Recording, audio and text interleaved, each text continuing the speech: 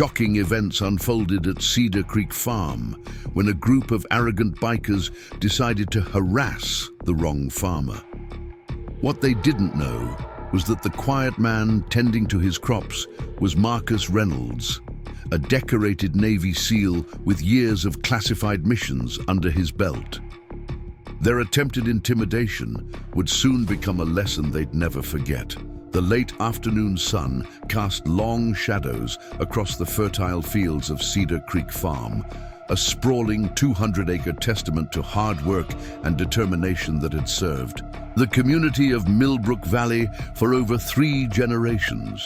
The gentle breeze carried the sweet scent of ripening corn, while the distant sound of farm equipment provided a soothing rhythm to the day's end. The farm's reputation for producing the finest organic produce in the county had made it a cornerstone of local agriculture and a symbol of traditional values in an ever-changing world. Marcus Reynolds methodically inspected the irrigation system. In his western field, his weathered hands moving with practiced precision as he adjusted the water flow. The former Navy SEAL had chosen this peaceful corner of Montana as his home after 16 years of service, finding solace in the honest labor and predictable cycles of farming life. His strong features and vigilant gaze spoke of experiences few could comprehend, but his modest demeanor had made him a respected figure in the farming community. Alisa Thompson, the young agricultural engineer who had been helping modernize the farm's irrigation systems, worked efficiently alongside Marcus. She had known him since she first arrived in Millbrook Valley 2 years ago, watching him transform Cedar Creek from a struggling family farm into a model of sustainable agriculture. Today, she noticed his attention periodically drift to the distant road, his military instincts never fully dormant. The regular farmhands knew Marcus's routine. He would start before dawn, personally inspecting each section of his land, exchanging brief but pleasant conversations with workers, and methodically tackling the day's challenges. Among his employees were local ranch hands, college students earning summer money, and veterans who had found purpose in agricultural work. The farm was more than just a business. It had become a sanctuary for those seeking honest work and a connection to the land. Tom Wilson, the senior farmhand who had worked at Cedar Creek for over 2 decades, was discussing the next day's harvest schedule with Marcus when the peaceful atmosphere was shattered by the thunderous roar of motorcycle engines. The sound grew steadily louder until several bikes appeared on the dusty access road, their chrome exhaustless pipes glinting in the late afternoon sun. The riders, members of a group calling themselves the Steel Vipers, dismounted their machines with an air of practiced intimidation. Their leader, a muscular man who went by the name Hawk, wore a leather vest decorated with patches that hinted at a violent reputation. Behind him, 5 other bikers followed, their heavy boots kicking up dust as they approached the farm's main work area. In the equipment yard, the atmosphere shifted immediately. The farmhands stopped their end-of-day tasks, some instinctively moving closer to the main barn, where tools could double as weapons if needed. Alisa straightened beside the irrigation controls, her expression carefully neutral as she caught Marcus's reflected gaze in the window of a nearby tractor. He hadn't moved, but there was a subtle shift in his posture that only those who knew him well would notice. The bikers spread out across the yard, their leather jackets creaking as they surveyed the scene. Hawk's eyes scanned the property, a predatory smirk playing across his face. His second-in-command, a hulking figure known as Diesel, deliberately knocked over a stack of empty produce crates, sending them clattering across the packed earth. "Oops," Diesel growled, his insincere apology drawing snickers from his companions. The nearby workers kept their eyes down, continuing their tasks while staying alert to the developing situation. Tom stepped forward, his voice professional but firm. "Welcome to Cedar Creek Farm. Something we can help you with." Hawk's attention snapped to him, his smirk widening. Well, looks like we found ourselves a real friendly place." He strode toward the older man, closing the distance with deliberate slowness. "What do you say, old-timer? We're looking for some contributions to our motorcycle club's community fund." Marcus continued adjusting the irrigation controls, his movements deliberate and unhurried, though his awareness of the situation was evident in the slight tension visible across his broad shoulders. Tom maintained his ground, decades of farming having taught him that showing weakness to predators only invited aggression. "We run a legitimate business here," Tom replied, his voice steady despite the clear threat. "If you're looking to purchase our produce, we'd be happy to help you during regular business hours." Diesel laughed, a harsh sound that echoed across the yard. "Maybe we want something that ain't for sale." He reached for a fresh tomato from a nearby sorting table, crushing it in his massive hand and letting the pulp drip between his fingers. "I wouldn't do that if I were you." A calm voice cut through the tension. All eyes turned to Marcus, who had set down his tools but hadn't yet turned to face the bikers. His voice carried a quiet authority that made even Diesel hesitate. And frozen above another piece of produce, Hawk's smirk faltered for a moment before returning with forced bravado. "And who's going to stop us, farmer?" The question carried a clear challenge as he took another step forward, attempting to use his height to intimidate. Marcus finally turned, his movements measured and controlled. His eyes, sharp and alert, met Hawk's with unwavering intensity. "Just offering some friendly advice. It's your choice whether to take it." The atmosphere in the farmyard crackled with tension as two very different kinds of warriors sized each other up. One fueled by arrogance and intimidation, the other tempered by years of real combat experience. The next few moments would determine whether this evening would end in peace or escalate into something far more serious. The farmhands watched the confrontation with a mixture of concern and curiosity. They had never seen their employer in a situation like this, though rumors about his military background had circulated since he first purchased the property. There was something in the way he carried himself now, a controlled power that seemed to radiate from his still form, that lent credence to those whispered stories about his past. Alisa had positioned herself near the barn's entrance, her hand resting on her phone, ready to call for help if needed, but there was something in Marcus's demeanor that made her hesitate. She had seen him handle all manner of crises on the farm, from equipment failures to weather emergencies, always with the same calm, methodical approach. Now facing a very different kind of threat, that same controlled confidence was evident in every measured movement. The silence that followed Marcus's words seemed to stretch endlessly across the farmyard, broken only by the distant call of circling hawks and the gentle rustle of corn stalks in the evening breeze. Hawk's confident smirk had transformed into a scowl as he studied the farmer more carefully. There was something in Marcus's steady gaze that gave even the most hardened troublemaker pause, the unmistakable look of a man who had faced real danger and emerged stronger.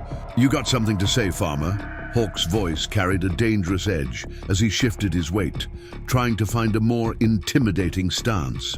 "Because from where I'm standing, it looks like you're trying to be some kind of hero on this little patch of dirt." Marcus wiped his hands slowly on a weathered work cloth, every movement deliberate and controlled. "No heroes here, just people trying to earn an honest living from the land." His calm demeanor seemed to irritate Hawk even more than direct confrontation would have. Diesel, growing impatient with the exchange, took a threatening step forward. "Maybe we should teach him about the real world, Hawk. Show him how things work outside his little organic paradise." His massive frame cast a long shadow in the fading sunlight. The other bikers spread out across the yard, creating an intimidating presence that made several of the younger farmhands step back. A college student working his summer job clutched his garden tools tighter, while an elderly worker near the greenhouse watched the scene unfold with growing concern. Alisa Thompson observed the developing situation with rising anxiety. She had handled difficult situations before in her agricultural consulting work. But something about these men was different. There was a calculated malice in their actions, and that went beyond typical troublemaking. Her hand moved slowly toward her phone again, but Marcus caught the movement and gave an almost imperceptible shake of his head. "Not yet," he said quietly, his voice carrying just far enough for Alisa to hear. She hesitated, then nodded, trusting his judgment. Marcus had never steered them wrong in a crisis, whether it was a threatening storm or a failed harvest. Hawk caught the exchange and laughed harshly, the sound echoing off the barn's metal walls. "Looking out for your pretty little helper, are you? That's sweet." He leaned closer to Marcus, his voice dropping to a menacing whisper. "But who's looking out for you?" Without warning, Diesel kicked over a barrel of freshly harvested vegetables, sending produce rolling across the packed earth. The sharp sound of the barrel hitting the ground made several workers jump, and Tom Wilson instinctively stepped back from the spreading mess. Marcus didn't flinch. His steady gaze remained fixed on Hawk, even as the scattered vegetables rolled past his boots. "Oops," Diesel sneered, mimicking his earlier performance. "Guess someone's gonna have to clean that up. Maybe the little lady can help." He cast a leering glance toward Alisa. From across the yard, Mike Foster, a young veteran who had found purpose working at Cedar Creek after 3 tours in Afghanistan, started to move forward. Marcus caught his eye and subtly motioned for him to stay back. Mike hesitated, then held his position, though his hands remained clenched into fists. "You know," Marcus said, his voice carrying clearly across the now silent yard. "In my experience, men who need to make this much noise usually don't have much backing it up." He turned slightly to face Hawk directly. "Is that what this is? Just noise?" The leader of the Steel Vipers felt the subtle challenge in those words, and his face darkened with rage. The other bikers moved closer, forming a loose circle around Marcus's position near the irrigation controls. The tension in the yard had reached a breaking point. "You've got a big mouth for someone outnumbered 6-1, Hawk growled, his hand clenching into a fist at his side. Marcus's response was measured but firm. Numbers don't mean much to someone who's faced real fighters. He stood with quiet confidence, his movements controlled and purposeful. Though he wasn't as tall as Hawk, there was a quiet strength in his bearing that commanded attention. "Right now, you're just 6 men making bad decisions. That can change or it can get worse. Your choice." Alisa watched the scene unfold with a mixture of fear and admiration. She had known Marcus for 2 years, but had never seen this side of him, the warrior beneath the farmer's exterior. Other workers in the yard seemed to sense it too, the way he carried himself, speaking of years of combat experience. Diesel, growing increasingly agitated, took another step forward. "Enough talk. Let's show this dirt farmer what happens when he sticks his nose where it doesn't belong." "Last chance," Marcus said calmly, his eyes never leaving Hawk's. "Walk away now, and we can all forget this happened." The leader of the Steel Vipers seemed to consider the offer for a moment, his eyes searching Marcus's face for any sign of weakness. Finding none, his expression hardened into something more dangerous. "No one tells the Steel Vipers what to do," he snarled. "Boys, let's educate this gentleman about respect." The atmosphere in the farmyard crackled with tension as the bikers moved to surround Marcus completely. The workers watched in horrified fascination, knowing they were about to witness something that would be talked about in Millbrook Valley for years to come. Tom Wilson had slowly backed away toward the barn, his experienced eyes taking in the scene before him. In 30 years of farming, he had never seen anything quite like this, a confrontation that seemed to hover on the edge between controlled violence and explosive chaos. Alisa's grip tightened on her phone, but something in Marcus's demeanor kept her from dialing. There was no fear in his stance, no uncertainty in his movements. Instead, she saw the same quiet confidence he displayed when facing down a threatening storm or dealing with a dangerous equipment malfunction. The evening sun had dipped lower, casting long shadows across the yard. The golden light caught the chrome of the motorcycles and the sweat on the bikers' faces as they tensed for action. In the distance, a tractor's engine idled, its steady rumble providing an incongruous backdrop to the imminent confrontation. Mike Foster had managed to quietly alert some of the other veterans who worked at the farm. They now stood at strategic points around the yard, their military training evident in their positioning. Though they respected Marcus's signal to stay back, they were ready to move if needed. What happened next occurred with such swift precision that many witnesses would later struggle to describe the exact sequence of events. As Diesel lunged forward, his massive frame telegraphing his intentions, Marcus moved with the fluid efficiency of a man who had spent decades in combat situations. In one smooth motion, he sidestepped Diesel's charge while simultaneously grabbing the larger man's extended arm, using the biker's own momentum to send him crashing into a stack of empty crates. The impact scattered wooden fragments across the yard, drawing gasps from the watching farmhands. Diesel stumbled backward, his face a mask of surprise and fury as he struggled to comprehend how quickly the situation had turned against him. The sweet scent of crushed tomatoes mixed with the dust kicked up from his fall, creating an odd contrast. To the violence of the moment, Hawk, momentarily stunned by the swift reversal, quickly recovered his composure. "Get him!" he shouted, prompting two more bikers to move forward. But Marcus was already in motion, his movements economical and purposeful. He didn't waste energy on flashy techniques or unnecessary force. This was the calculated response of a trained warrior who understood exactly how much power was needed and where to apply it. The first biker, a lean man with flame tattoos crawling up his neck, swung wildly at Marcus's head. The former SEAL ducked smoothly under the punch, stepped inside the man's guard, and delivered a precise strike to his solar plexus. The biker doubled over, all the fight leaving him in a single exhaled breath, his knees buckling as he collapsed into the dirt. The second attacker fared no better as he rushed forward. Marcus pivoted, using the man's own momentum against him, just as he had with Diesel.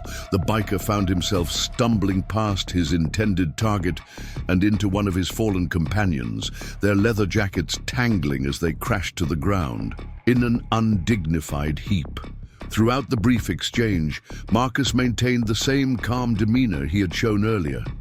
There was no anger in his movements, no unnecessary aggression, just the practiced efficiency of someone who had faced far worse situations and emerged victorious. His breathing remained steady, his focus absolute as he maintained awareness of every potential threat in the yard.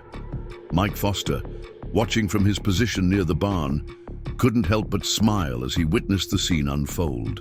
He had served in Afghanistan himself, though never in the SEALs, and he recognized the level of training he was witnessing.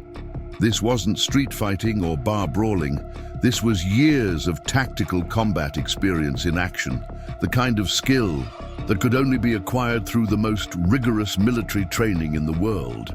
Hawk, realizing his advantage in numbers was quickly evaporating, reached behind his back. The movement was subtle, but Marcus caught it immediately. "I wouldn't," he said, his voice carrying the same quiet authority it had held throughout the encounter. "You really don't want to escalate this further." The biker leader hesitated, his hand still behind his back. The remaining members of his gang looked uncertain, their earlier bravado replaced by growing doubt as they watched their companions struggling to regain their feet in the dusty yard. The setting sun cast long shadows across their faces, highlighting their growing realization that they had severely underestimated their opponent.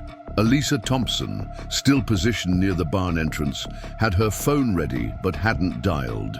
She watched in amazement as Marcus controlled the situation with minimal violence, his expertise evident in every calculated move. The other workers stood in stunned silence, witnessing something that seemed more like a carefully choreographed demonstration than a real fight. "Now," Marcus continued, his steady gaze fixed on Hawk, "we can end this here, or we can see how much worse it gets. Your people are hurt, but not seriously. That can change." There was no threat in his voice, just a statement of fact that carried the weight of absolute certainty. Diesel, having finally regained his balance, wiped a trickle of blood from his lip where he'd hit the crates. "Boss," he growled, his voice carrying a note of uncertainty that hadn't been there before. "This guy's not normal. He's military or something." "Navy SEALs," Marcus confirmed calmly, adjusting his work gloves. 16 years of service, and I really don't want to have to demonstrate any more of my training tonight." The revelation seemed to sink in across the group of bikers. They had come looking for easy targets, expecting to intimidate simple farmers who would cower before their aggressive display. Instead, they had encountered someone who had faced real combat, who had been trained to handle situations far more dangerous than a group of troublemakers on a rural farm. Hawk slowly moved his hand back to his side, his face working through a complex series of emotions: anger, humiliation, and finally a grudging recognition of the reality of his situation. "This isn't over," he muttered, though his voice lacked its earlier conviction.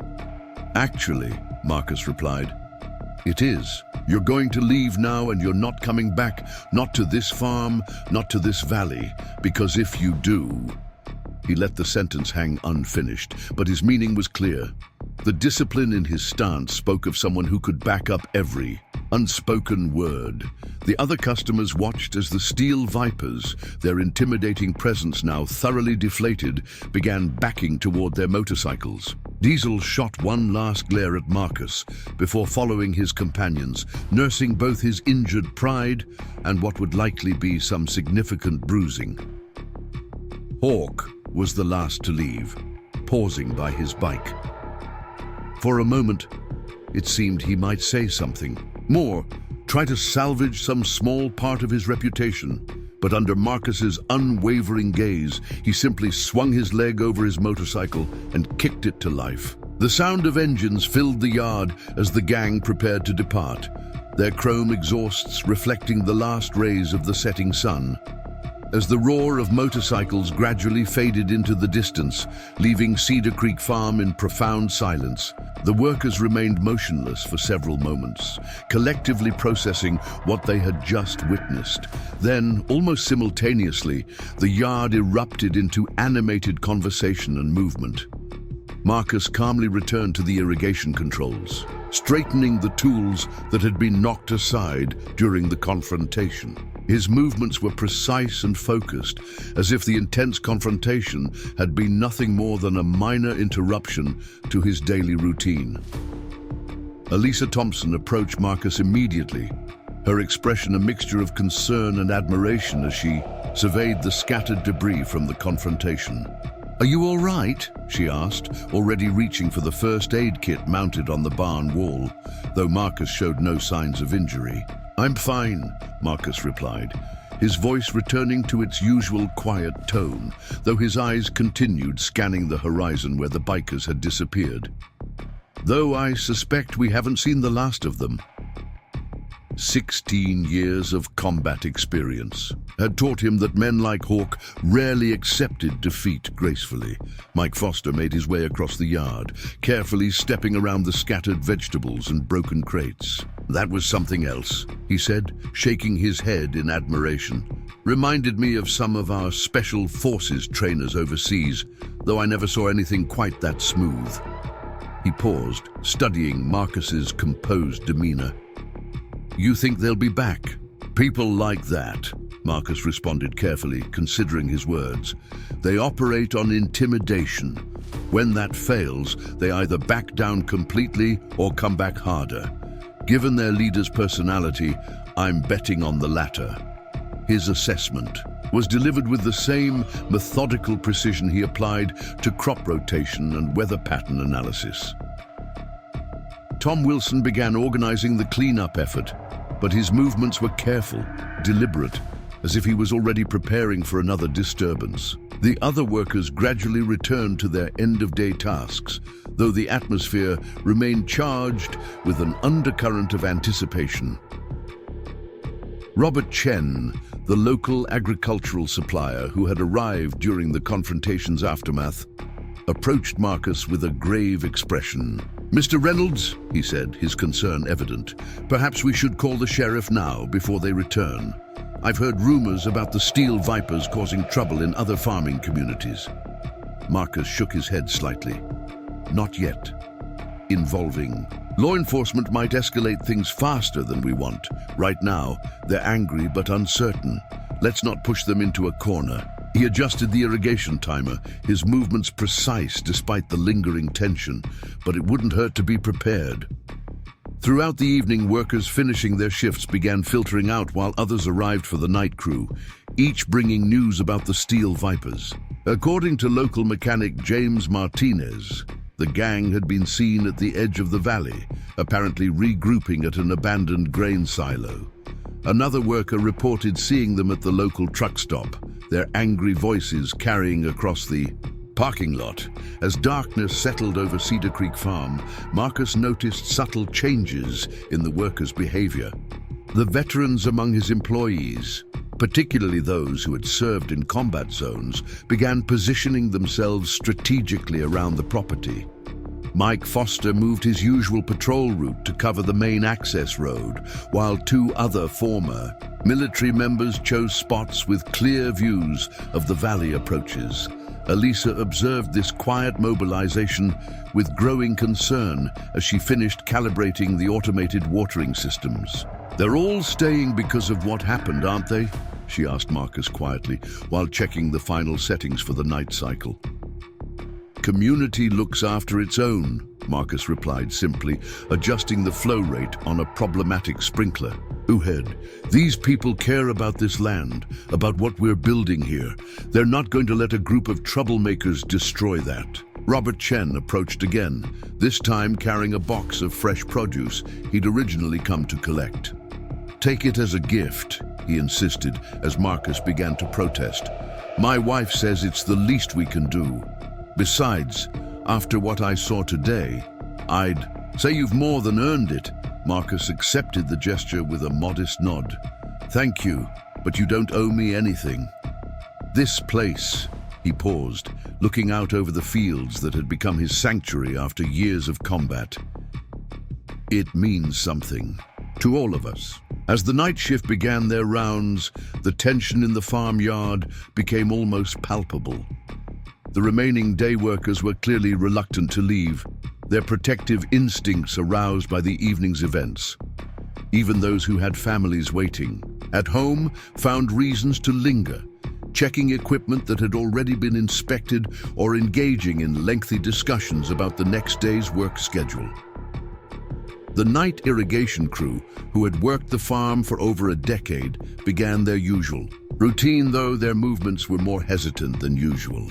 The soft hum of the pumps and the gentle spray of water provided an illusion of normalcy, but everyone remained alert to the slightest unusual sound. Marcus checked his watch, noting the late hour. "Alisa," he called softly. "Does the equipment—" "She'd still have that old chainsaw chain we replaced last week?"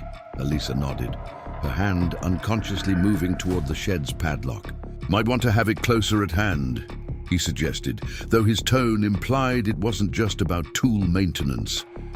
The distant sound of motorcycle engines echoed through the valley once again, growing steadily louder. The remaining workers exchanged knowing looks, their earlier suspicions confirmed. Mike Foster straightened near the main gate, his military training evident in his alert posture. Two other veterans moved casually toward the equipment yard, positioning themselves near Alisa. And the night crew, Marcus remained by the irrigation controls, though his relaxed posture belied his complete awareness of the situation. "Alisa," he said quietly, "you might want to call the sheriff now. Things are about to get interesting. His calm voice carried the weight of experience, the kind that came from countless missions where survival depended on reading situations correctly. The motorcycle engines grew progressively louder until their thunderous roar filled the valley. Through the farm's security lights, the workers could see that the steel vipers had returned in greater numbers. Instead of 6 bikers, there were now at least 15 leather-clad figures dismounting their machines at the farm's entrance.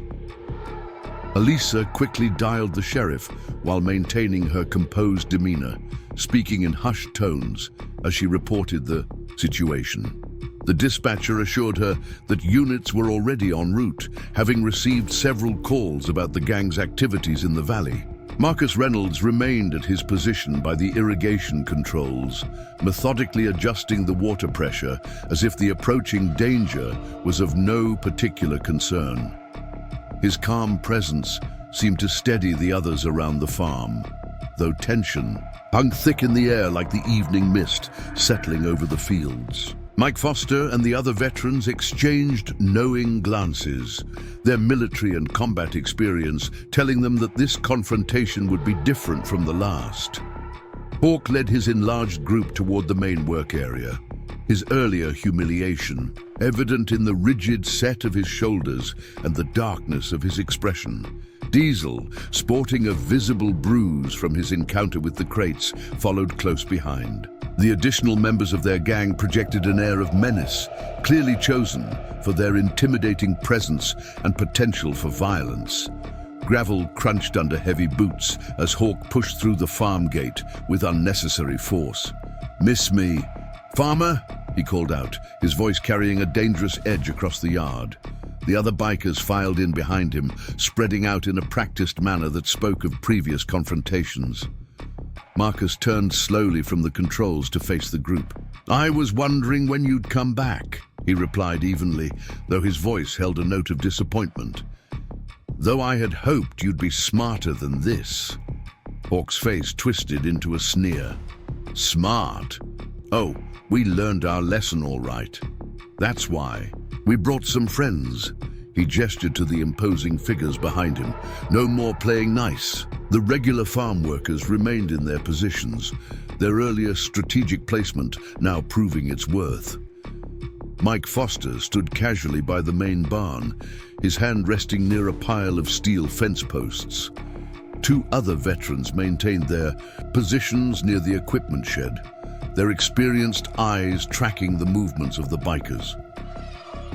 Robert Chen, who had chosen to stay despite the late hour, moved to stand near Alisa, his presence calm but resolute as he positioned himself between her and the approaching gang. The night irrigation crew worked steadily, though their movements were more deliberate than usual, keeping the essential farm operations running while staying alert to the developing situation.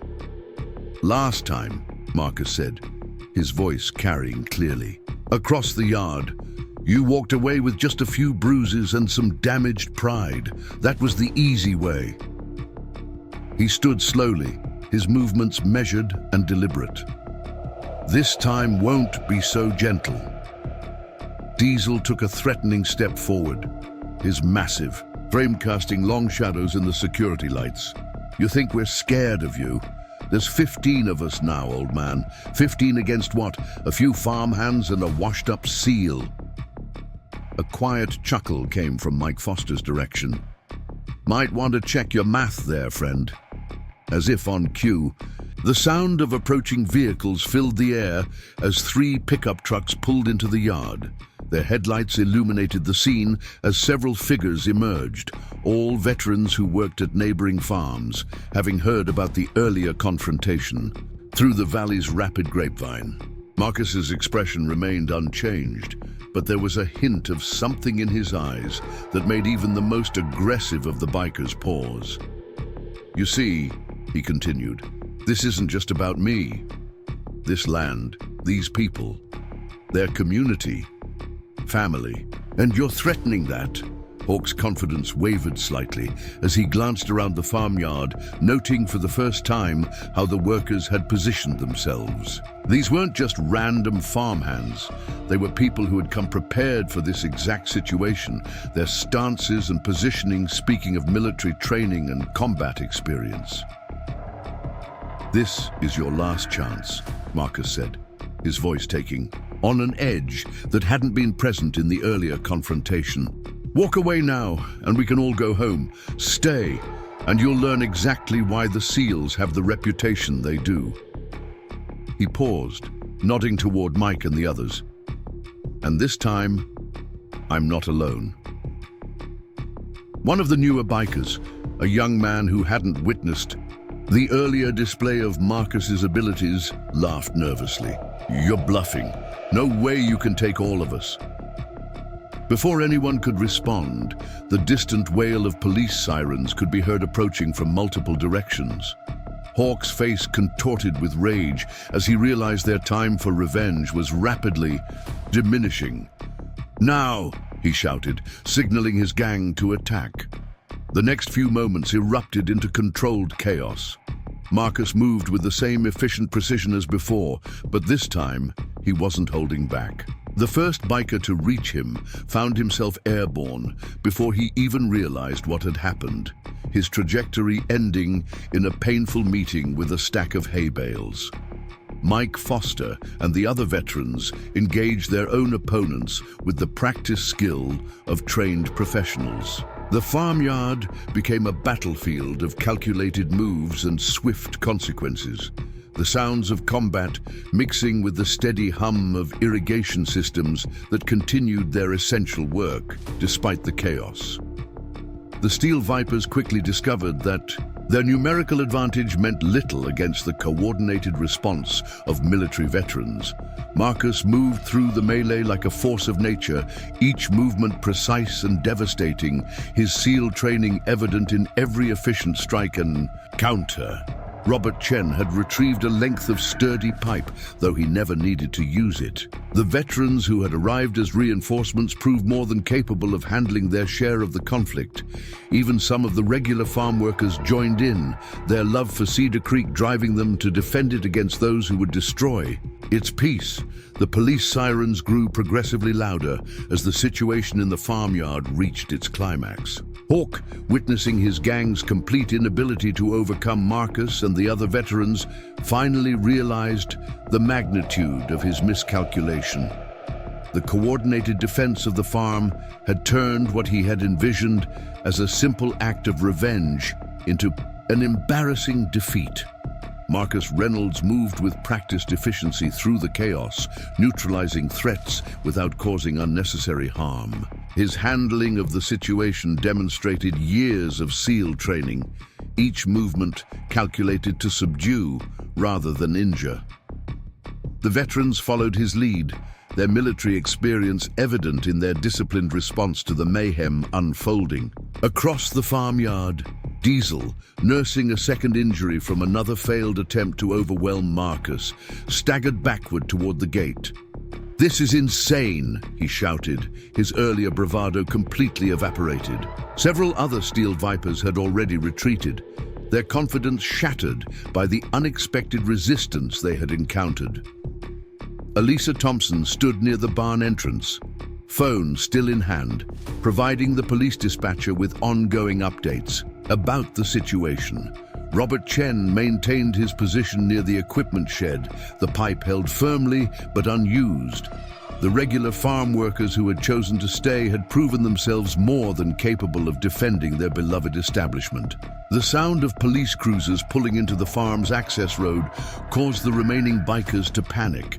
Hawk, realizing his situation was rapidly deteriorating, made a final desperate attempt to salvage his reputation. He reached behind his back, this time fully drawing a concealed weapon.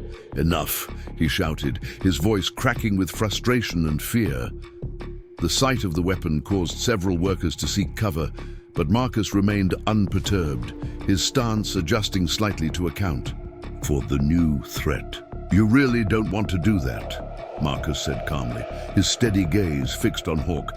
Adding armed assault to your charges won't improve your situation. His voice carried the weight of someone who had faced far more dangerous scenarios in his military career. The police are already here. Think carefully about your next move.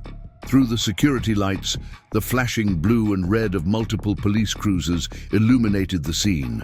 Officers were already securing the bikers who had fled to the outer edges of the property. Inside the main yard, the remaining Steel Vipers looked increasingly uncertain, their attention divided between their leader's desperate stand and the approaching law enforcement. Mike Foster had positioned himself strategically, ready to act, if Hawk made the mistake of using his weapon. Another veteran, who had served as a military police officer, kept his voice level as he addressed the gang leader. "You've lost, son. Don't make it worse than it already is." The front gate swung, open as two sheriff's deputies entered with weapons drawn, having been briefed about the situation by dispatch. "Drop the weapon," one deputy commanded, his training evident in his professional demeanor. "Do it now." Hawk's hand trembled as he held the gun, his options rapidly diminishing. The second deputy moved to secure the scene while additional law enforcement personnel entered through the back access road. The Steel Vipers, who remained in the yard, began raising their hands, their resistance finally broken. Marcus took a step forward, his movement drawing Hawk's attention. "You came here looking for an easy target," he said, his voice carrying across the now quiet yard. "Instead, you found a community that stands together. The weapon you're holding won't change that. It will only ensure you spend a very long time thinking about your choices." The combination of Marcus's words and the overwhelming police presence finally penetrated Hawk's desperate bravado. His hand lowered slowly and the weapon clattered to the ground. Officers moved in swiftly to secure both the firearm and its owner, professionally handling the arrest despite Hawk's belated verbal protests. As the remaining Steel Vipers were taken into custody, the full extent of the evening's events began to sink in. The farmyard showed signs of the confrontation: scattered tools, overturned equipment, and trampled ground. But the damage was surprisingly minimal, thanks to the controlled response of Marcus and the other veterans. Alisa approached Marcus as the police began taking statements from witnesses. "I don't know how to thank you," she said, her voice thick with emotion. "You saved more than just the farm tonight. You saved our community." Marcus shook his head modestly. "I just happened to be here. It was everyone coming together that made the difference." He gestured toward Mike, Robert, and the other workers who had stood their ground. "That's what community means." Robert Chen emerged from the equipment shed with fresh water for everyone, including the police officers who were now processing the scene. The gesture seemed to help restore a sense of normalcy to Cedar Creek as he handed a bottle to Marcus. His hands were steady, his dignified demeanor returned. "My father always said that good people will stand together against trouble," Robert reflected, watching as the last of the Steel Vipers were being loaded into police vehicles. Tonight proved him right. Several officers had remained to take detailed statements, particularly interested in the fact that Hawk had escalated the situation by introducing a weapon. The gang's reputation in the region had preceded them, and law enforcement was grateful for the opportunity to finally bring them to justice. Mike Foster settled near Marcus, accepting a bottle of water. "You know," he said thoughtfully, "I don't think we'll be seeing those boys around here again. Word will spread about what happened tonight. No gang wants to mess with a place protected by SEALs and veterans." The night irrigation crew had already returned to their duties, the gentle spray of water creating a peaceful backdrop to the departing police vehicles. The farm's rhythms were slowly returning to normal, though something fundamental had changed in the atmosphere of Cedar Creek Farm. Several of the veterans who had come to help began discussing plans for a more formal community watch program. recognizing that the night's events had demonstrated both the need for and the effectiveness of coordinated response. Their military training could serve a purpose beyond the farm's boundaries, protecting the entire valley community. Marcus listened to their plans while continuing his inspection of the irrigation system, his methodical nature reasserting itself, even in the aftermath of combat. The skills that had served him in the SEALs had found a new purpose here, not just in defending the farm, but in building something worth protecting. In the following days, Cedar Creek Farm became a symbol of community, resilience in Millbrook Valley. The incident with the steel vipers had transformed the establishment from a respected agricultural operation into something more significant, a testament to the power of unity and collective determination against those who would threaten their way of life. The morning after the confrontation, Marcus arrived before dawn to assess any damage and prepare for the day's operations. To his surprise, he found several trucks already parked in the yard, their owners having brought tools and supplies. Mike Foster, Robert Chen, and other locals had arrived early, determined to help restore the farm to its pristine condition before the main crew arrived for work. Marcus pulled his weathered pickup to a stop, observing the spontaneous renovation crew with quiet appreciation. The former Navy SEAL had expected this response from the community, but the scale of support still managed to impress him. Local contractors had volunteered their services, and the agricultural supply store had donated materials for repairs. Quite a turnout, Marcus remarked to Alisa as she arrived with coffee and breakfast for the volunteers. She nodded, her eyes bright with emotion as she watched people she had known her entire life working together to protect what they collectively valued. The sheriff called this morning, Alisa informed him while distributing the coffee. They're charging Hawk and his gang with multiple offenses. Apparently, they've been causing trouble up and down the state. The weapon he pulled last night was just the evidence they needed to bring serious charges. Inside the equipment shed, the morning light streamed through freshly cleaned windows, illuminating the coordinated efforts of the volunteers. The scattered tools had been gathered and reorganized, damaged equipment removed for repair, and new security measures were being installed. The scene represented more than mere repairs. It was the community's declaration that they would not be intimidated. Local news reporters arrived mid-morning, eager to cover the story of how a group of veterans and townspeople had defended their local farm against a notorious motorcycle gang. Marcus politely declined interviews, preferring to focus on helping with the repairs. His modesty only served to enhance the community's respect for him. Tom Wilson arrived for his shift early, bringing homemade sandwiches for the workers. As he arranged them on a makeshift break table, he shared updates about the Steel Viper's fate.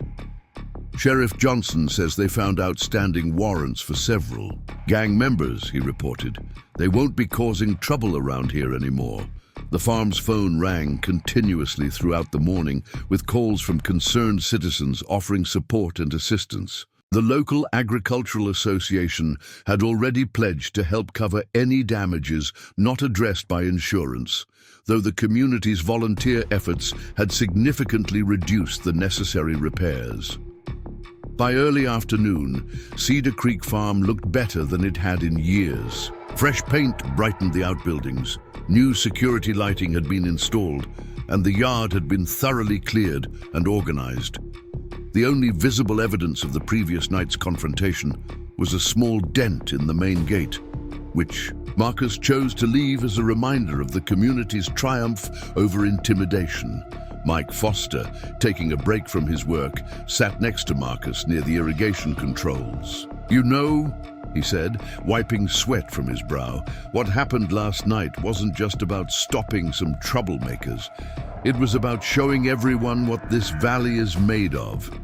Marcus nodded, understanding the deeper significance. His military Experience had taught him that the strongest defense against chaos wasn't weapons or tactical superiority. It was the unbreakable bonds between people who shared common values and were willing to stand together to protect them. Alisa approached. With fresh water, her movement through the farm confident and unafraid. The previous night's events, rather than leaving her fearful, had reinforced her faith in the community she called home. Robert wants to have a proper celebration once everything's back to normal, she told them. Sort of a thank you to everyone. Who helped? No thanks necessary, Marcus replied, his quiet dignity unchanged by recent events. This is what community means. We look out for each other. The afternoon sun cast long shadows across the fields as the last of the repairs were completed. Cedar Creek Farm stood renewed, not just physically, but in its significance to Millbrook Valley. It had become more than a simple agricultural operation. It was now a symbol of what people could achieve when they stood together against those who would disrupt their peace. A week after the confrontation with the steel vipers, the farm had settled back into its familiar rhythm. The regular workers had returned to their usual routines, though there was a newfound sense of vigilance beneath the casual atmosphere. The incident had taught them the value of remaining alert while reinforcing their confidence in the community's ability to handle threats. Marcus maintained his dawn-to-dusk work ethic, though he had noticed subtle changes in how people regarded him. The respect had always been there, but now it carried a deeper understanding of the capabilities that lay beneath his quiet demeanor. He accepted this shift with characteristic modesty, preferring to deflect attention toward the community's collective response rather than his individual role. The veteran presence at Cedar Creek had expanded naturally, with former service members from neighboring areas seeking employment at the farm.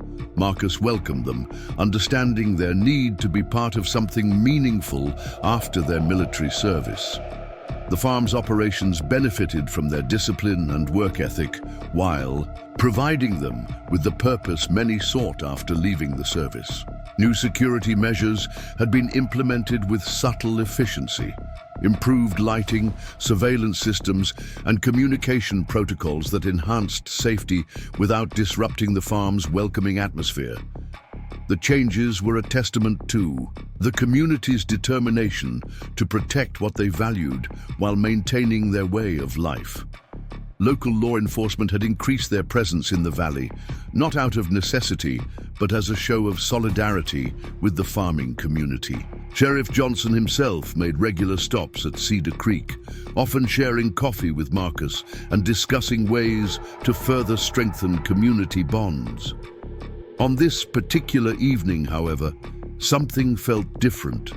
Marcus noticed it the moment he finished his final inspection of the western fields, a familiar tension in the air that his years of military service had taught him to recognize. Mike Foster, who had stayed late to complete some equipment maintenance, met his gaze with a slight nod that confirmed his own awareness of the changing atmosphere. Alisa Chen approached with the daily production reports as Marcus made his way to the main office. "We've been hearing things," she said quietly, her voice carrying a note of concern. "Rumors about the Steel Vipers' associates from neighboring states. Tom's brother works at the state police department, and he says there's been chatter about retaliation." Marcus considered this information while scanning the farm's perimeter. Robert Hayes, another veteran employee, sat in his pickup near the main entrance, his law enforcement background evident in his alert posture. Several other workers had positioned themselves strategically throughout the property, an unconscious response to the perceived threat. "They're not going to let it go easily," Marcus acknowledged, his voice low enough that only Alisa could hear. "Men like that build their reputation on fear. When that fear is challenged, they feel compelled to respond, not just to punish those who resisted, but to discourage others from following our example." Robert Chen emerged from the supply shed, wiping his hands on a work cloth as he approached Marcus's position. "My suppliers have been warning me," he said, his usually cheerful expression touched with worry. "They say larger motorcycle gangs from the city are asking questions about what happened here. About you." Marcus nodded, unsurprised by this development. "They're gathering information, trying to understand what they're dealing with. It's standard procedure. I've seen it in combat zones before. When engaging an unknown force, you try to assess their capabilities and weaknesses." The evening. Workforce had thinned somewhat, but those who remained were clearly attuned to the underlying tension. The young farmhands who had witnessed the original confrontation now worked closer to the main buildings, as if drawing strength from their proximity to Marcus. Other employees had developed a habit of watching the access roads. Their casual glances masking deliberate surveillance. Mike Foster moved to join them at the office, his military training evident in his measured movements. "Word from my contacts in the veteran community is that the Steel Vipers were part of a larger network," he reported. "Their humiliation here has attracted attention from higher up their chain of command. They're viewing this as a challenge to their authority." "Let them," Robert Hayes interjected, approaching from his observation point. "We handled their advance team. We can handle whatever comes next." Marcus raised his hand slightly, tempering the former deputy's confidence. "This won't be like last time," he cautioned. "If they come back, it will be with better planning and greater numbers. They'll have studied our response, identified our strategies. We need to be prepared for a more sophisticated approach." The gravity of his words settled over the group. Alisa unconsciously gripped her clipboard tighter, while Robert Chen's expression hardened with determination.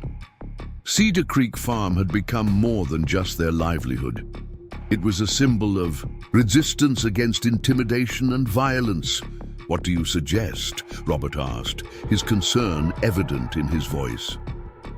Marcus took a measured moment before responding, his eyes scanning the darkening horizon. "We maintain our routine, but increase our awareness.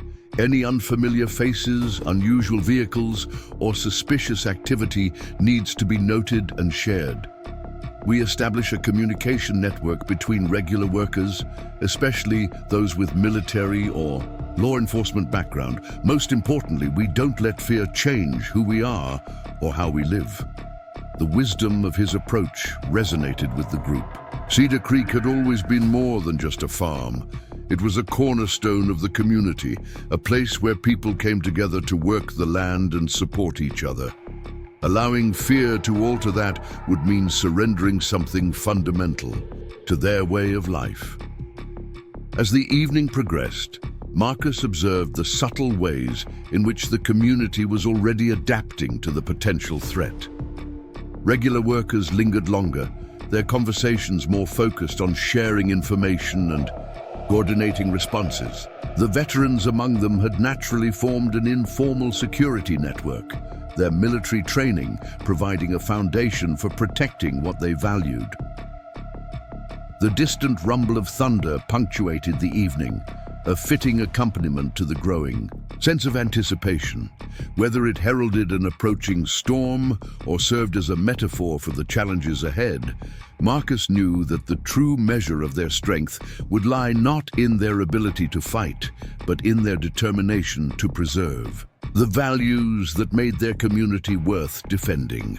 Alisa finished organizing the day's reports, her movements deliberate and focused. "I've been thinking," she said, turning to Marcus. "Maybe we should start documenting everything, keeping detailed records of suspicious activities, taking photographs of unfamiliar vehicles. It could help law enforcement if things escalate." Marcus nodded approvingly. "Good thinking. Information is critical in any confrontation. The more we know about potential threats, the better prepared we can be to handle them." His SEAL training had emphasized the importance of intelligence gathering, a lesson that applied as much to protecting a farm as it did to military operations. Mike Foster had begun sketching out patrol routes on a farm map, marking potential vulnerable points and suggesting camera placements.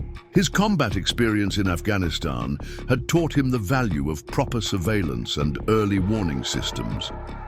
"We should establish clear communication protocols," he suggested.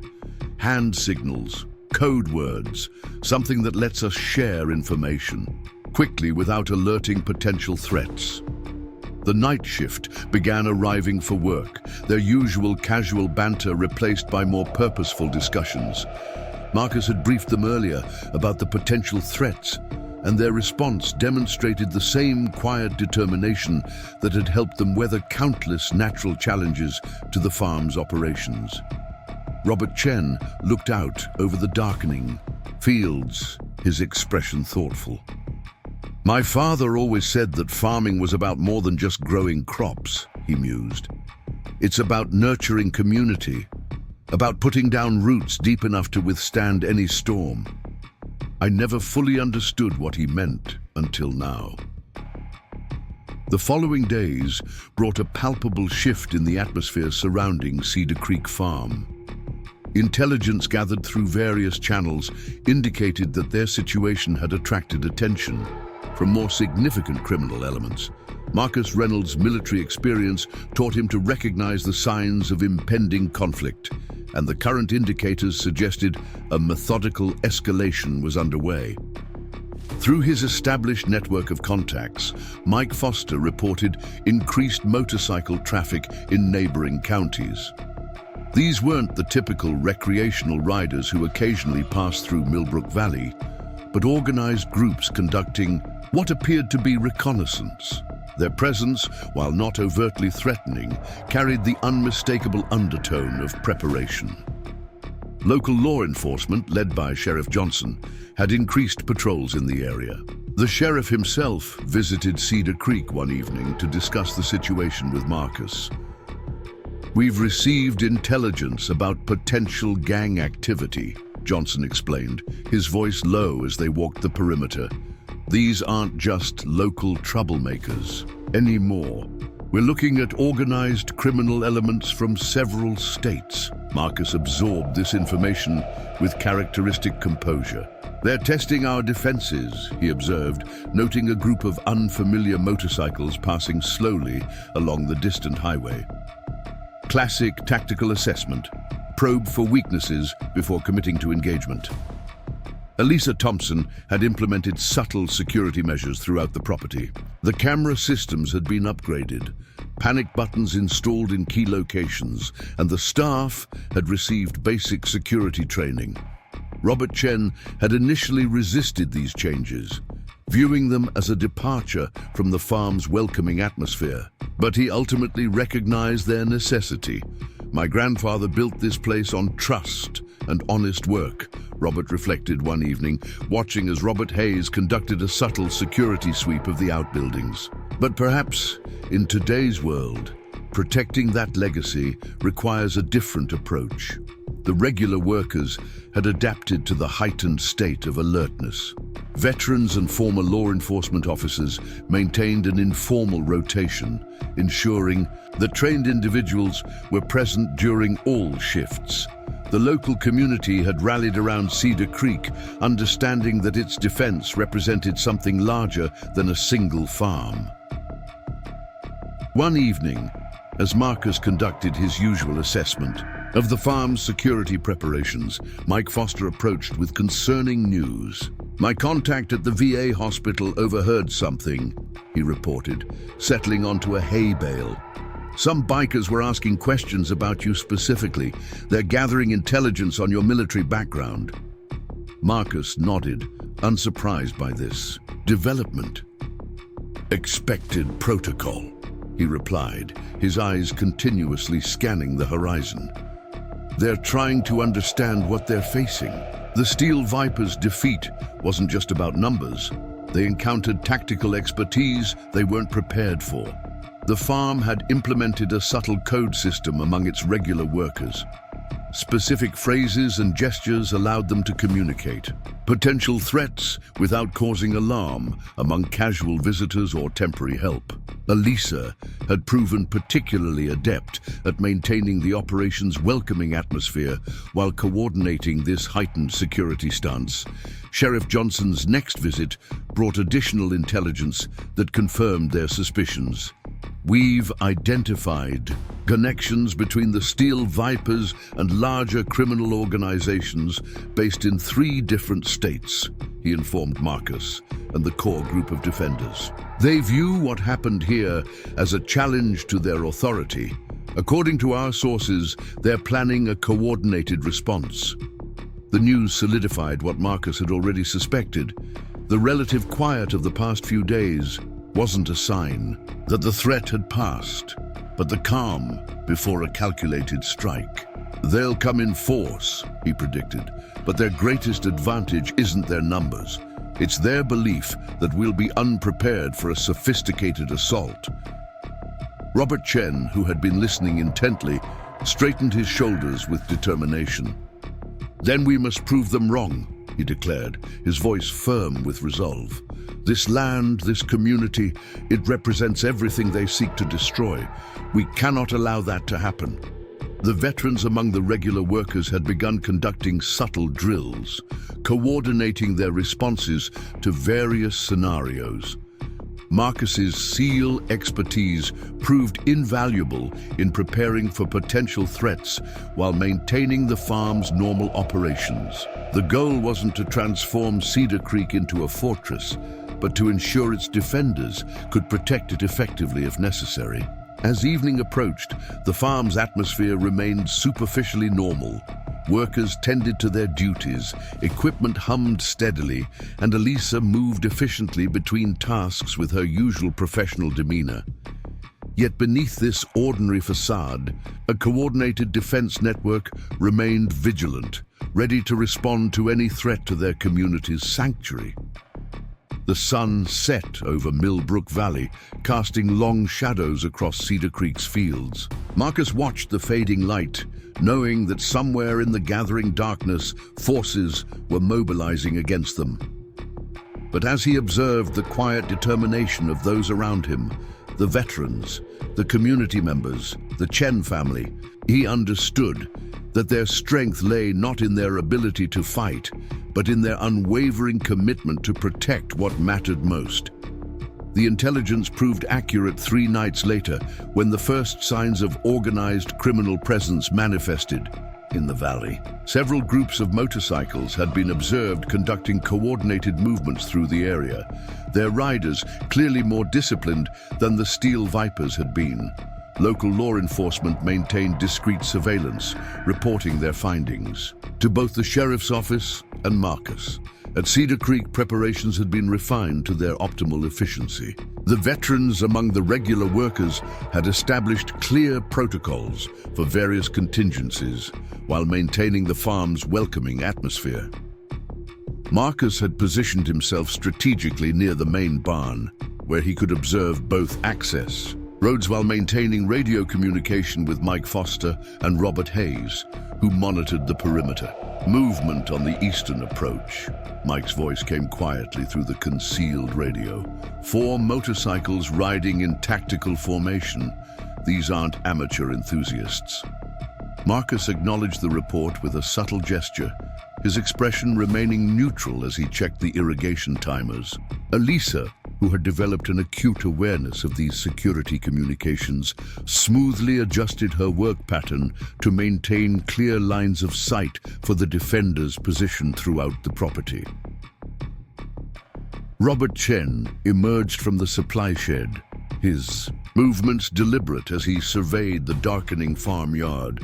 "Sheriff Johnson called," he informed Marcus quietly.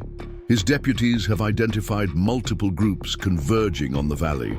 They're maintaining surveillance, but keeping their distance to avoid precipitating confrontation." Marcus nodded, his SEAL training allowing him to process this tactical information while maintaining his composed exterior. "They're coordinating their approach," he observed. "This isn't going to be a simple show of force. They're implementing a strategic operation. The evening progressed with measured tension. Workers who weren't part of the defense network had been quietly encouraged to conclude their shifts, though several chose to remain, understanding the significance of their presence. Cedar Creek Farm had become more than a workplace. It was a symbol of community resistance against intimidation. Robert Hayes's voice came through the radio next. Two more groups approaching from the west. These ones are carrying equipment bags. Could be tools, could be weapons. The implications were clear. This organized criminal element had studied their target and prepared accordingly. They weren't interested in mere intimidation. They intended to overwhelm any resistance through superior numbers and equipment. Alisa approached Marcus's position, her movements casual, but her voice tense. Should we contact the state police? We have evidence of organized criminal activity. Marcus considered the suggestion carefully. Not yet, he replied. Law enforcement. Intervention might escalate the situation beyond our ability to control it. These people operate according to their own rules. We need to demonstrate that we can handle this on our terms. The veterans positioned throughout the property had begun implementing their predetermined defensive strategies. Equipment had been subtly repositioned to create clear channels of movement, and defensive implements had been discreetly positioned for quick access if needed. Mike Foster's next report confirmed their tactical assessment. They're establishing a perimeter. I count at least 20 individuals, possibly more in reserve. These aren't street thugs, they're showing military-style organization. The night had settled completely now, casting the farm in shadows broken only by strategic security lighting. The motorcycle groups had positioned themselves around the property, their presence a clear message to anyone approaching Cedar Creek Farm. Sheriff Johnson arrived personally, entering through the back access road to avoid drawing attention. They've blocked off secondary routes, he reported to Marcus. My deputies are maintaining observation points, but we're outnumbered. State police are on standby, but they're 20 minutes out at best. Marcus processed this information with the calculated precision of his SEAL training. 20 minutes is too long, he concluded. They'll make their move before then. This is about demonstrating power. They won't wait for an equal response. The radio crackled again with Mike's voice. Movement at the perimeter. They're dismounting and organizing into teams. This is it. Inside Cedar Creek's main yard, the defenders made their final preparations. Robert Chen secured the equipment. While Alisa ensured all non-essential personnel were positioned safely away from potential conflict zones. The veterans moved with practiced efficiency, their military training evident in their coordinated responses. Marcus stood slowly from his position near the irrigation controls, his movement drawing attention from both defenders and observers. His calm demeanor carried the weight of combat experience as he surveyed the property. The coming confrontation would test not just their physical preparations, but the strength of their community bonds. The atmosphere at Cedar Creek crystallized into focused determination as the criminal organization initiated their advance. Their coordinated movement demonstrated professional discipline, with teams approaching from multiple angles. Through the security lights, their shadows moved with practiced precision, indicating paramilitary training. Marcus assessed the situation with the calculated efficiency that had kept him alive through numerous combat operations. His steady voice carried across the yard with quiet authority. Maintain defensive positions. Remember your training. This isn't about proving anything. It's about protecting our community. The lead element of the criminal organization approached the main gate. Their commander, a tall figure wearing an expensive leather jacket adorned with elaborate insignia. He strode forward with evident confidence. Behind him, his forces spread out in a practiced formation that spoke of extensive preparation. Through the radio, Mike's voice remained professional. Primary team approaching main entrance. Secondary units moving to cover exit points. They're implementing standard urban warfare tactics. Inside the farmyard, the defenders had positioned themselves strategically. Robert Hayes coordinated the support staff's movement to secure locations, while the veterans maintained their defensive positions. Alisa remained at her post near the communications hub, her composure remarkable under the circumstances. The main gate opened with deliberate slowness. The organization's commander entered first, followed by select members of his team. Their movements displayed military precision, suggesting backgrounds in professional security or military service. This was indeed a significant escalation from their previous encounters with the Steel Vipers. "Good evening," the commander spoke, his voice carrying artificial pleasantness. "I believe we need to discuss recent events that have impacted our business interests in this region." His practiced tone suggested years of experience in enforcing his organization's will through carefully measured intimidation. Marcus stepped forward, his posture relaxed but prepared. "Your business interests stopped being relevant when you chose to threaten this farm and its people." His voice carried the quiet authority that had commanded SEAL teams through countless dangerous missions. The commander surveyed the farmyard interior, noting the positioned defenders with professional assessment. "You've prepared well," he acknowledged, "but you're significantly outnumbered. We've studied your tactics from the previous encounter. This time we've come equipped to handle military resistance." "Numbers aren't everything," Marcus responded, evenly. "Your intelligence might be comprehensive, but you've missed the most critical factor. This isn't just about tactical advantage, it's about community." As if on cue, multiple vehicles pulled into the surrounding fields. Local farmers, ranch hands, and townspeople emerged, positioning themselves strategically around the criminal organization's perimeter. Sheriff Johnson's deputies, who had maintained their surveillance, moved to establish containment positions. The commander's expression tightened as he received reports through his radio. His forces found themselves surrounded by an unexpected showing of community solidarity. What had been planned as an overwhelming display of force had transformed into a precarious tactical situation. "This is your opportunity to withdraw," Marcus offered, his voice carrying the weight of command experience. "Your organization operates through fear and intimidation, but you're facing something different here. People united in protecting what matters to them." Through the security lights, more vehicles arrived. The criminal organization's carefully planned operation now faced a significant complication. Their tactical advantage had evaporated in the face of overwhelming community response. The commander assessed the situation with evident frustration. His forces, though well-trained and equipped, now faced an untenable position. The operation had been predicated on overwhelming a small group of defenders, not confronting an entire mobilized community. "Perhaps we've miscalculated," the commander acknowledged finally, his admission carrying professional recognition of a strategic failure. "But understand this, our organization doesn't typically accept defeat." Marcus maintained his steady gaze. "This isn't about defeat.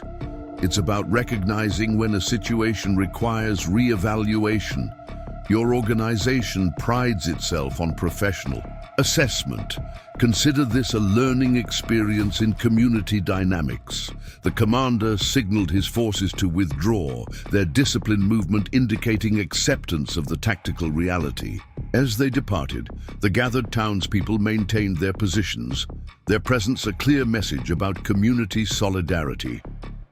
Inside Cedar Creek Farm, the defenders remained vigilant until the last motorcycle had departed.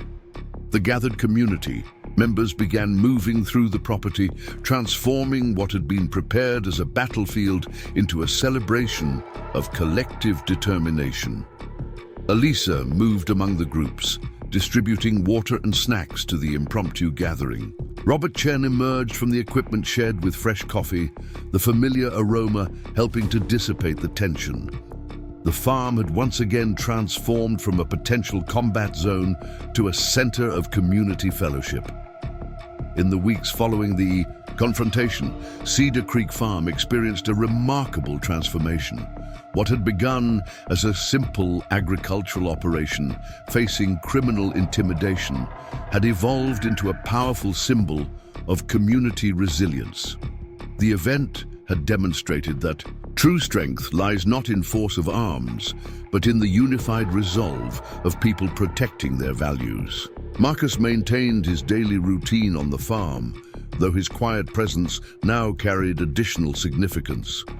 Regular workers and visitors alike regarded him with deepened respect, not merely for his tactical leadership during the crisis, but for his role in catalyzing community solidarity. Alisa had instituted subtle but meaningful changes to the farm operations. The security measures implemented during the crisis had been refined into unobtrusive protocols that enhanced safety while preserving the establishment's welcoming atmosphere. The staff operated with increased awareness, though their primary focus remained on agricultural excellence. "You've created something remarkable here," Sheriff Johnson commented one morning, joining Marcus during his irrigation system inspection. "What started as a security response has evolved into a model of community engagement. Other farming communities are studying how we handled the situation." Indeed, Cedar Creek's experience had attracted attention from neighboring valleys facing similar challenges. Law enforcement agencies had begun incorporating lessons from the incident into their community policing strategies, recognizing the value of coordinated civilian law enforcement cooperation. Robert Chen had embraced the farm's enhanced role in the community. Cedar Creek now hosted regular gatherings where veterans shared their expertise with younger workers, teaching not just security awareness, but the broader principles of community responsibility and mutual support. "My father always believed that a farm should be more than just a place to grow crops," Robert reflected, watching the diverse group of workers tending to their daily tasks. "It should be a place where community bonds are strengthened, where people come together to support one another." Mike Foster and Robert Hayes had established a formal community watch program incorporating the lessons learned during the crisis. Their military and law enforcement experience, combined with Marcus's tactical insights, provided a foundation for sustainable community security initiatives. The criminal organization's withdrawal had ripple effects throughout the region, as other communities, inspired by Cedar Creek's example, began implementing similar programs of coordinated resistance to intimidation. One evening, as Marcus completed his final inspection of the irrigation systems, Alisa approached with a framed photograph. It showed the gathering of community members who had stood together during the confrontation, their diverse faces united in purpose. The image now held a place of honor in the main office, a testament to their collective strength. "We've created something special," Alisa said, adjusting a row of seedlings in the greenhouse. "Not just security protocols or defense strategies, but a real sense of community purpose. People come here now, not just for the produce, but for the feeling of belonging to something greater than themselves." Cedar Creek's influence extended beyond security matters.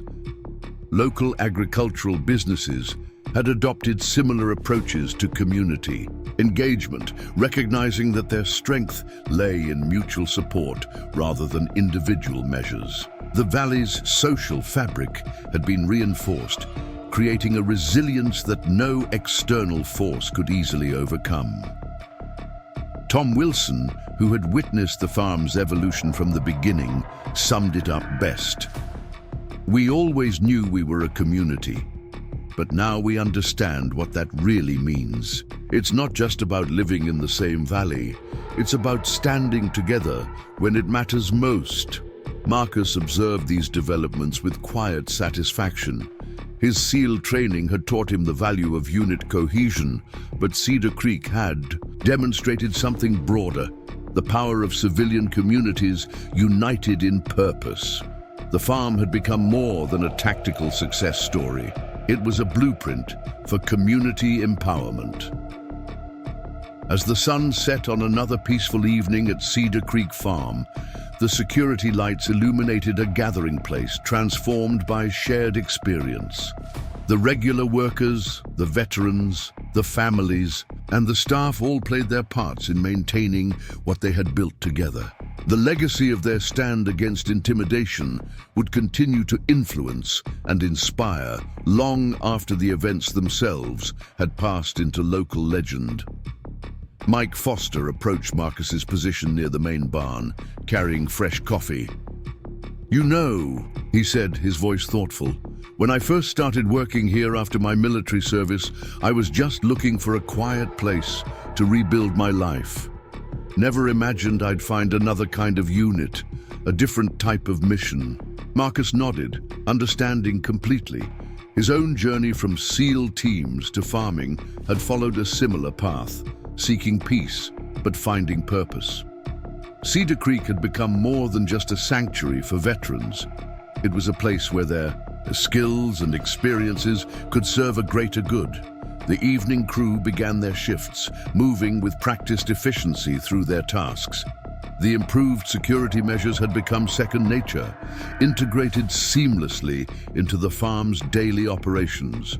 New workers received training not just in agricultural techniques, but in community awareness and mutual support.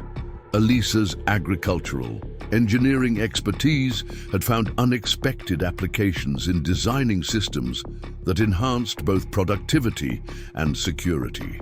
The irrigation networks now doubled as observation posts, while the automated greenhouse controls included sophisticated monitoring capabilities. Innovation born of necessity had made Cedar Creek a model of modern farming practices.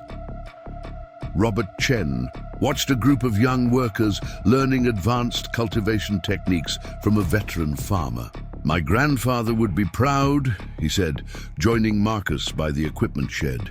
He always said that the true measure of a farm's success wasn't in its harvest, but in its heart, the way it nurtures both land and people. The farm's reputation had evolved.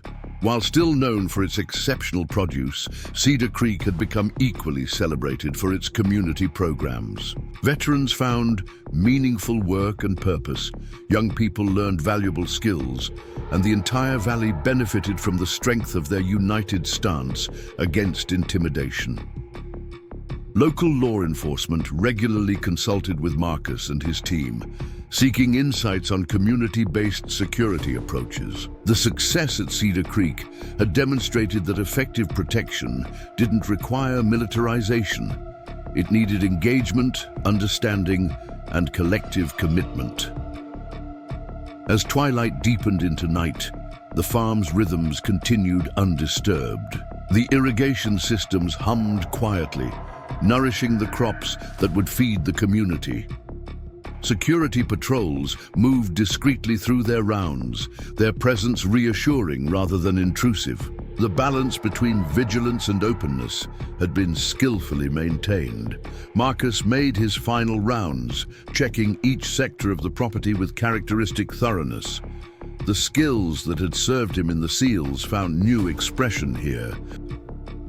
Not in combat, but in creation and protection. Each day brought new challenges, but also new opportunities to strengthen the bonds that made their community resilient. The stars emerged above Cedar Creek Farm, their light mixing with the strategically placed security illumination. The property stood as a testament to what could be achieved when people chose to stand together, when military precision met agricultural wisdom, and when a community decided that some things were worth protecting at all costs. Alisa completed her evening paperwork, adding the day's notes to the growing archive of Cedar Creek's transformation.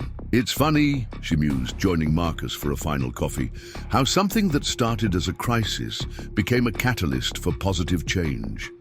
Every threat they meant to use against us just made us stronger. The night shift settled into their duties. The farm's defenses invisible but effective, its community spirit evident in every interaction. Cedar Creek had become a beacon of hope, demonstrating that the most powerful defense against those who would destroy peace was not weapons or walls, but the unshakable bonds between people who shared a common purpose.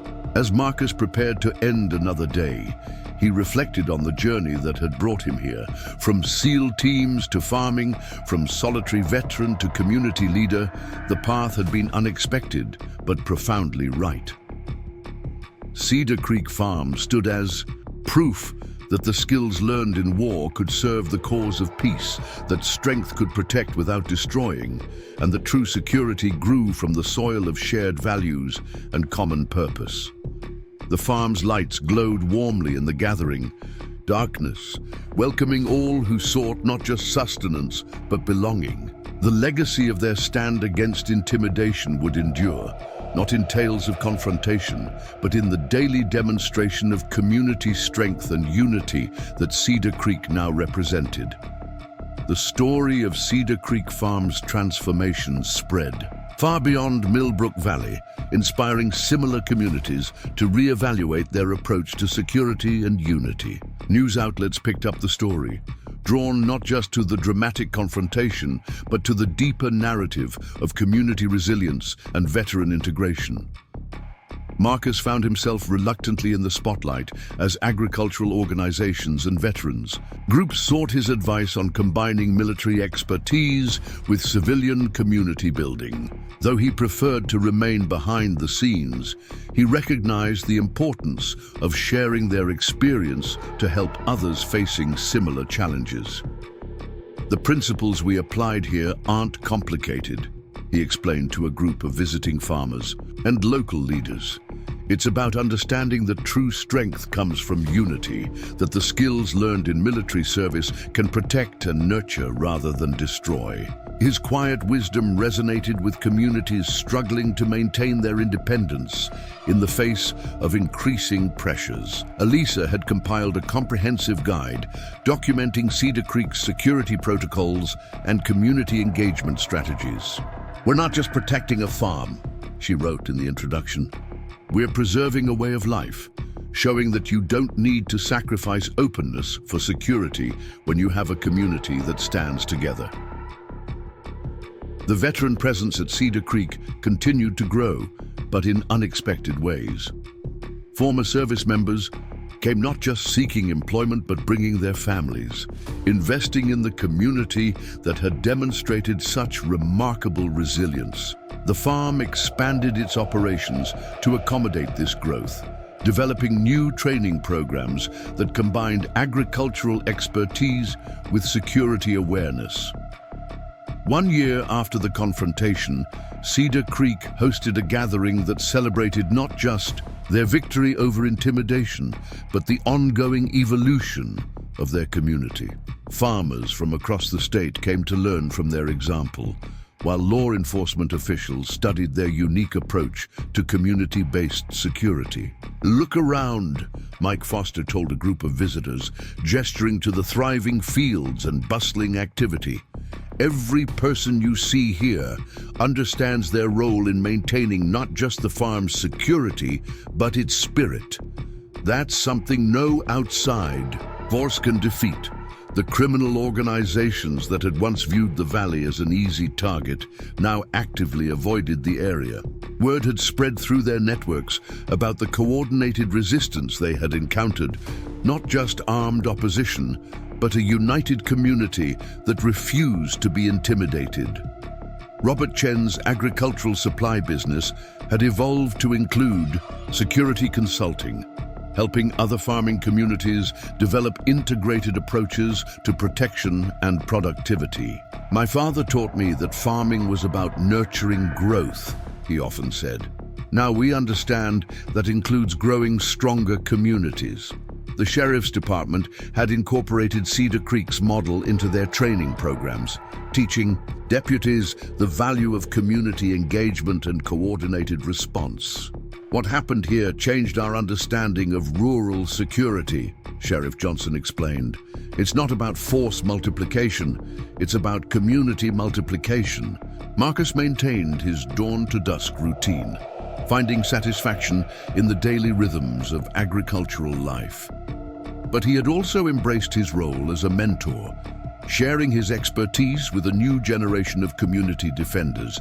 His SEAL training found new expression in teaching others how to protect what they valued while preserving what made it worth protecting. Alisa's innovative approach to farm security had drawn attention from agricultural technology firms. She developed systems that integrated surveillance with irrigation control, creating efficient solutions that enhanced both productivity and protection. The best security measures, she often explained, are the ones that become part of your daily operations. The Community Watch program expanded beyond simple security patrols, evolving into a comprehensive support network. Veterans paired with local youth for mentoring, while farming families shared resources and expertise. The threats they had faced had catalyzed a transformation in how they viewed community responsibility. As Cedar Creek's influence grew, they faced new challenges. Other communities sought to replicate their success, sometimes missing the essential element that made it work. It's not about the systems or strategies, Marcus would explain. It's about building genuine connections between people who share common values. The farm's success attracted investment in the valley, but the community remained selective about growth. They had learned valuable lessons about preserving their identity while embracing positive change. Each new development was evaluated not just for its economic impact, but for its contribution to community resilience. Up next, you've got two more standout stories right on your screen. If this one hit the mark, you won't want to miss them. Just click and check them out. And don't forget to subscribe and turn on the notification bell so you don't miss any uploads from us. Until next time, remember that every community has the potential to stand strong when its members stand together.